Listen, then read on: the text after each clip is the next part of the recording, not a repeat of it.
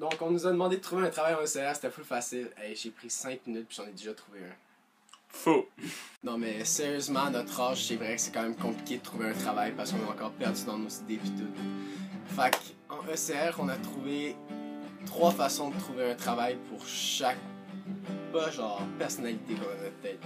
Il y a ce que je peux faire, ce que je dois faire et ce que je veux faire. Il y a ce que je peux faire qui est basé sur mon intelligence dominante.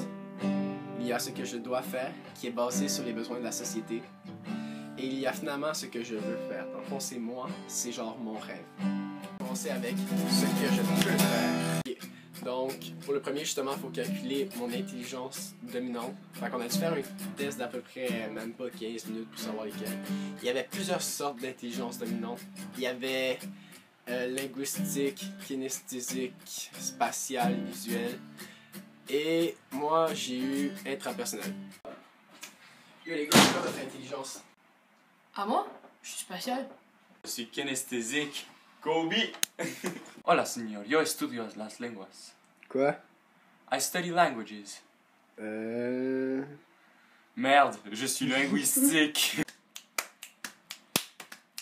Je suis musical. Et toi? Et moi, je suis intrapersonnel. Quoi? C'est la plupart des réactions du monde la première fois qu'ils entendent intrapersonnel.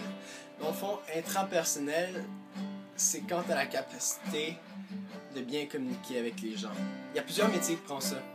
Comme journaliste, il y a aussi dans la politique. Puis moi, lui qui m'a le plus intéressé, c'est psychologue. C'est ça, j'ai justement pris psychologue parce que c'est un métier qui vient en aide à plusieurs personnes. Puis ça les aide justement à revenir sur le droit chemin. Non seulement c'est un métier qui est peu stressant, mais aussi qui est très payant. En plus de tous ces avantages-là, il y a des valeurs que j'ai personnellement qui viennent aider et qui sont faites genre pour ce métier-là. Comme mettons l'empathie. Faut que tu aies un peu d'empathie quand tu es psychologue parce qu'il faut que tu te mettes dans la peau des gens, justement, pour comprendre leurs problèmes et les aider à soigner. C'est sûr aussi, il faut que tu prennes un peu de recul parce que si tu es trop proche avec eux, ben là t'embarques puis tu vas quasiment pleurer pendant que la personne t'explique ses problèmes. Ce qui serait genre 3 fois pire. Maintenant, ce que je dois faire. Juste aujourd'hui, quand on ouvre un journal, qu'on écoute les médias, c'est pas rare qu'on entende des personnes qui chialent pour les heures d'attente dans les hôpitaux, surtout à l'urgence. Comme personnellement, je connais comme mon petit frère qui a attendu jusqu'à 10 heures de temps parce qu'il s'avait ouvert le genou. Médecin, on a besoin d'aide ici. Oh, c'est quoi votre problème, monsieur? C'est pas moi, c'est lui. C'est profond. Ok, faut pas paniquer. Il s'est sûrement cassé des os. C'est pas grave. Je vois aussi Kamal. Monsieur. Ok, ce sera pas long. On vient tout de suite vous voir. C'est l'heure urgente. Dans 5 heures, on est là. 5 heures? Ouais, environ 5 heures. Mais je pense que le principal enjeu en médecine, c'est l'avortement. Parce que on entend beaucoup parler, surtout dans les débats puis tout. Puis à un moment donné, il faudra régler, c'est sûr. Parce que c'est vrai, il y a une vie en jeu. Mais est-ce que c'est vraiment une vie? Parce qu'elle n'a aucune conscience. Maintenant, on va commencer avec la qualité de la volonté. Ça, c'est quand tout le monde serait avantagé si on dirait oui à l'avortement. Par tout le monde, je veux dire la mère, le père, leur famille aux deux et le médecin. Ensuite, il y a l'impératif catégorique. Ça serait en faveur des deux côtés parce qu'il y aurait, je sais pas comment il pourrait avoir, on pourrait sortir de la règle, tu comprends? Peu importe comment c'est arrivé puis pourquoi ils veulent faire, ils ont sûrement une bonne raison. C'est sûrement pas pour faire du mal parce que tu veux pas faire du mal à quelqu'un qui est pas encore né. Deuxièmement, la hiérarchie des devoirs.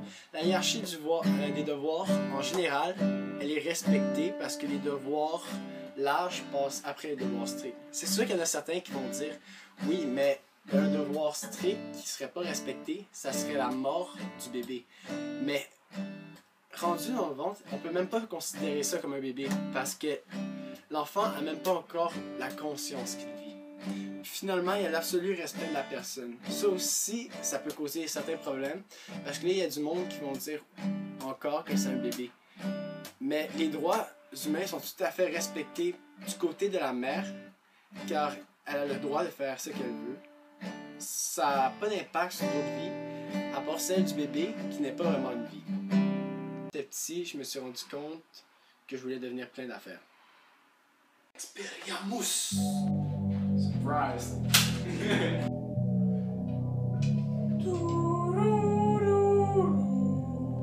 Surprise!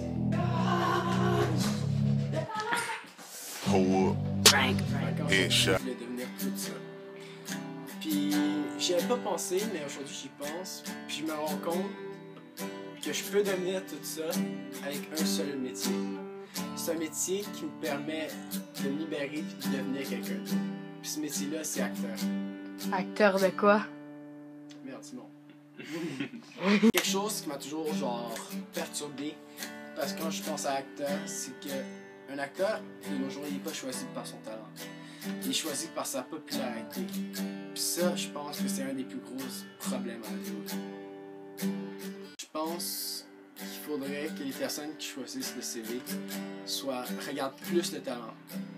Parce qu'on s'entend pour dire que le talent serait avantageux pour tout le monde. Pour les médias, parce que ça ferait du nouveau monde à qui parler, parce qu'on commence des fois à être tanné d'entendre, admettons, Brad Pitt, ça embarquer toujours. Aussi pour le public qui pourrait voir du nouveau, puis s'identifier à du nouveau monde. Ensuite, aux producteurs, parce qu'on s'entend qu'admettons, un acteur moins connu coûterait un peu moins cher qu'un grand acteur.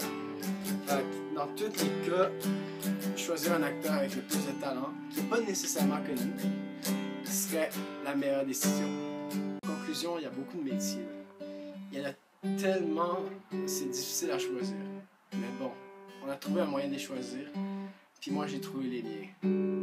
Enfin bref, je pourrais devenir un acteur, je pourrais devenir un psychologue, ou je pourrais devenir un docteur.